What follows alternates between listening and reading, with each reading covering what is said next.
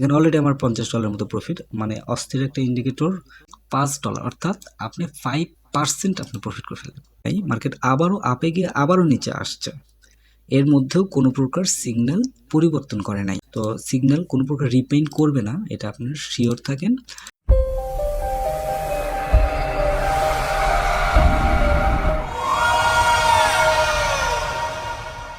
ইন্ডিকেটরটি নিয়ে এর আগে আলোচনা করেছি। আগের ভিডিওতে আমি এন্ট্রি নিয়েছিলাম, এখানে একটি সিগন্যাল আসছিল। এই সিগন্যালটি 5 মিনিট ক্যান্ডেলের উপর ভিত্তি করে এখানে আসছে, আপনারা উপরে দেখতে পাচ্ছেন 5 মিনিটের একটা ক্যান্ডেল আছে এখানে।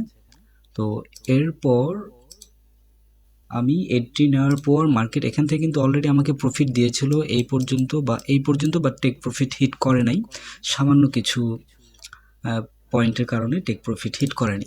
তো মার্কেট দেখুন এখান ইন্ডিকেটরটি কতটা স্টেবল। এখান থেকে সিগন্যাল দেওয়ার পর মার্কেট ঘুরে আবারও এখানে আসছে, বাট স্টপ লসে কিন্তু হিট করে নাই। স্টপ লসে হিট না করেও এখান থেকে আবারও মার্কেট ঘুরে চলে আসছে, এখান থেকে আবারও মার্কেট উপরে আসছে, তারপরেও আপনাকে কোনো প্রকার রিপেইন্ট সিগন্যাল প্রোভাইড করে নাই। সো এইটা দিয়ে খুব ভালো প্রফিট করা সম্ভব হবে।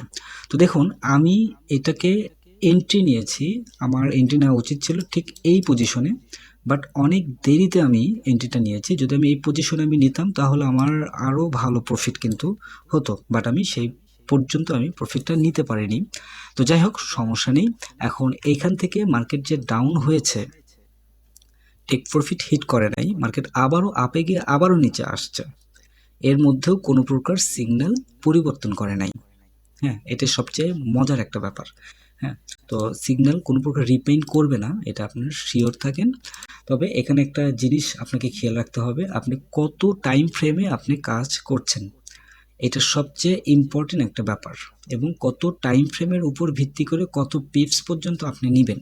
যেমন ধরুন আমার 5 টাইম ফ্রেমের উপর ভিত্তি করে আমার অলরেডি এখানে কিন্তু মানে প্রফিট টার্গেট আমার কমপ্লিট হয়েছিল, বাট আমি এখনও ক্লোজ করি নাই।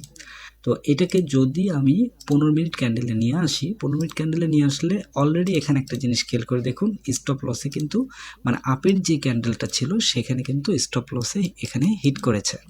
সো মার্কেট এখন ডাউনের দিকে আসার চান্সটা অনেক বেশি আছে, আর কিছুক্ষণের মধ্যে হয়তো 15 মিনিটের ক্যান্ডেল অনুযায়ী এখানে একটা সেল সিগন্যাল হয়তো বা চলে আসবে। আর এখানে অলরেডি এখানে আমি তখন একটা সিগন্যাল এখানে দেখতে পেয়েছিলাম, এই যে হ্যাঁ এখানে চলে আসছে। এই যে এখানে দেখুন মানে 30 মিনিটের ক্যান্ডেল অনুযায়ী এখানে কিন্তু অলরেডি সেল সিগন্যাল চলে আসছে। তাহলে এখানে কি বোঝা যাচ্ছে দেখুন, আমি 5 মিনিটের ক্যান্ডেল অনুযায়ী আমার সেল সিগন্যাল এখানে আসছে এবং 30 মিনিটের ক্যান্ডেল অনুযায়ী এখানে সেল সিগন্যাল চলে আসছে। তো এখানে দেখুন এই 30 মিনিটের ক্যান্ডেল অনুযায়ী কত বড় লম্বা একটা আপ ট্রেন্ড ধরেছিল এখানে। হ্যাঁ, তো এরপর একটা জিনিস খেয়াল করুন, যত বেশি টাইম ফ্রেম হবে মানে যত বড় টাইম ফ্রেম হবে, যেমন ধরুন এটা অনেক বড় একটা টাইম ফ্রেম, তখন আপনি মানে পিপসটা বেশি নিতে পারবেন। আর যদি ছোট টাইম ফ্রেমে কাজ করেন, ধরুন 5 মিনিট, 15 মিনিট বা 1 মিনিট এরকম যদি হয়, তাহলে আপনারা খুব অল্প পিপসের মধ্যে ঘুরে আসতে হবে। যদি সেটা না করেন তাহলে কিন্তু হিউজ পরিমাণ লস হবে। সুতরাং আপনারা যখনই ট্রেড ওপেন করেন না কেন, এই ট্রেড থেকে মোটামুটি নির্দিষ্ট পরিমাণ একটা প্রফিট রেশিওটা এটা বের করে চলে আসবেন। আচ্ছা, এখন আমি এই প্রফিট মার্জিনটা কত নেবেন, মানে প্রত্যেকটা ট্রেডে আপনারা যেটা করবেন, যে ধরুন আমি একটা ক্যালকুলেট আমি দেখাই তাহলে বুঝতে পারবেন। ধরুন আপনার 100 ডিপোজিট আছে, আপনি কোনো একটা ট্রেড আপনি 0.01 লটে এন্ট্রি নিলেন, আপনি একটা সর্বোচ্চ আপনার $5 পর্যন্ত প্রফিট নেন, সর্বোচ্চ 5।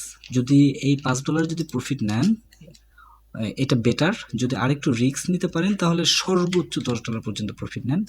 হ্যাঁ, এর বেশি নেওয়াটা আমি মোটেও ভালো মনে করছি না, মানে রিস্ক হয়ে যাবে যেহেতু আপনার ব্যালেন্স অনেক কম। ধরুন $5 অর্থাৎ আপনি 5% আপনি প্রফিট করে ফেলবেন এখানে, 5%। হ্যাঁ, এটা মাথায় রাখবেন। আর পরপর যদি 2টা এসএল হিট করে তাহলে ওই দিনের জন্য কোনো প্রকার ট্রেড আপনারা ওপেন করবেন না, এটা একদম সেফলি ট্রেডিং। হ্যাঁ, আচ্ছা, আরেকটা ব্যাপার সেটি হচ্ছে, যদি আপনার এই $100 ডিপোজিট করার পর ধরুন $5 আপনার প্রফিট হয়েছে, দেন কয়েক ঘন্টা আপনি রেস্টে থাকেন। ধরুন সকালের দিকে যদি আপনি কোনো ট্রেড ওপেন করেন, এখানে $5 প্রফিট হয়েছে, আপনি ক্লোজ করে দিন। তারপরে যত সিগন্যালই আসুক না কেন, ইন্ডিকেটর অনুযায়ী যত সিগন্যালই আসুক, আপনি কোনো ট্রেড ওপেন করবেন না। আবারও ঠিক লন্ডন সেশনে গিয়ে আবার একটা এন্ট্রি নেবেন। হ্যাঁ, তো এই জিনিসগুলো একটু মাথায় রাখবেন। এই রুলসগুলো ব্রেক করলে তখনই আপনাদের লসটা হবে। সো এখানে রুলস কখনোই ব্রেক করা যাবে না। আর এই যে স্টপ লস লেভেলটা যা আছে এইরকমই রাখবেন। এই ইন্ডিকেটরের ঠিক পেছনে স্টপ লসটা বসিয়ে দেবেন এরকে। আর যদি লং ট্রেড করলে সেটা একটা আলাদা ব্যাপার। লং ট্রেড করলে অনেক সময় ধরে আপনার ট্রেডগুলো ওপেন রাখতে হয়। হ্যাঁ, তো এই যে এখানে দেখুন অলরেডি একটা সিগন্যাল কিন্তু সেল সিগন্যাল ছিল, এখানে একটা বাই সিগন্যাল চলে আসছে। এখন মার্কেট এখান থেকে একটা জিনিস খেয়াল করে দেখুন, এই পর্যন্ত হয়তো মার্কেট আসবে, ওখান থেকে মার্কেট হয়তো ডাউনে আসবে। কেন এই পর্যন্ত আসবে? কারণ ওই যে কিছুক্ষণ আগে আমি দেখালাম যে এখানে 30 মিনিটের ক্যান্ডেল অনুযায়ী মার্কেট এখন আপে আছে। তো এখানে একটু ফল্ট হয়তো করতে পারে।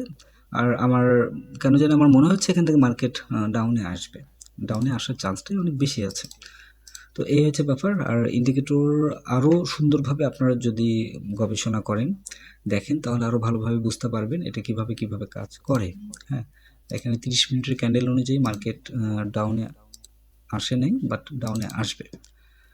তো এখানে আমার প্রফিটে ছিল, এখানে প্রায় 20-25-এর মতো প্রফিটে ছিল। আমি ক্লোজ করি নাই, একটু হোল্ড করেছিলাম, আমি লাইনে ছিলাম না, যার কারণে এটা আসলে হয় নাই। তো এখন এই যে এই রকম পরিস্থিতিতে যদি আপনারা মানে আসে, হ্যাঁ, এই ক্যান্ডেল আচ্ছা, এখানে একটা জিনিস আমি বলি, সেটি হচ্ছে যখন কোনো একটা ক্যান্ডেলে এখানে একটা বাই সিগন্যাল আসবে, এখানে জাস্ট একবার আপনাকে হয়তো মানে হালকা একটু সিগন্যাল দিবে যে বাই সিগন্যাল, এখন এই ক্যান্ডেলটা শেষ হলে হয়তো বাই সিগন্যালটা আসতে পারে।